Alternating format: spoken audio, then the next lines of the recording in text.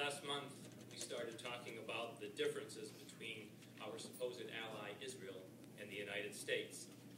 Tonight, I want to reflect on a comment we received from our critics who would attempt to divert your attention from these differences, ignoring the large elephant that our country separates church and state, while Israel enjoins the two.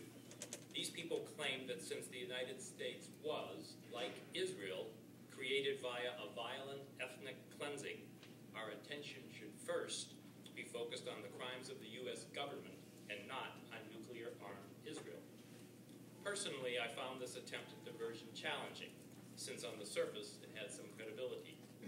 Then I created 10 reasons why the ethnic cleansing of Native Americans was different than the current ethnic cleansing of Palestine. Feeling pretty smug, I turned to an Iraqi friend and asked if she could come up with other differences.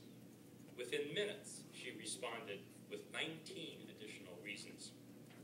Quite a humbling experience, and a lesson learned. If you want the real story of oppression, ask someone who sees the issues with the eyes of the oppressed. Anyhow, let's look at some of the differences. First, Israel's illegitimacy came at a point in history after which the United Nations declared in its charter that no land be acquired by force.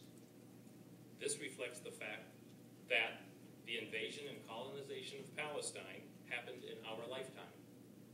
In sports, we, the international community, would refer to Israel as a correctable error.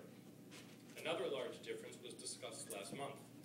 The U.S. was formed under a constitution that declares its citizens enjoy freedom and justice for all.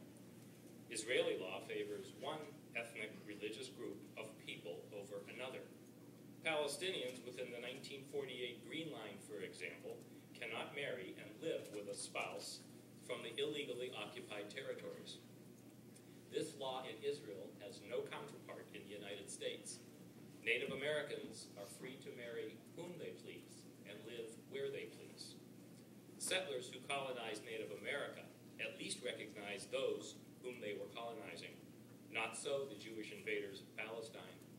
Prime Minister Golda Meir said, "There is no such thing as Palestinians. They never existed." And so it goes. A critical examination of the facts always trumps the weak cries of those who would have us look the other way. Thank you. Thank you. Our next speaker is Sacha Platt.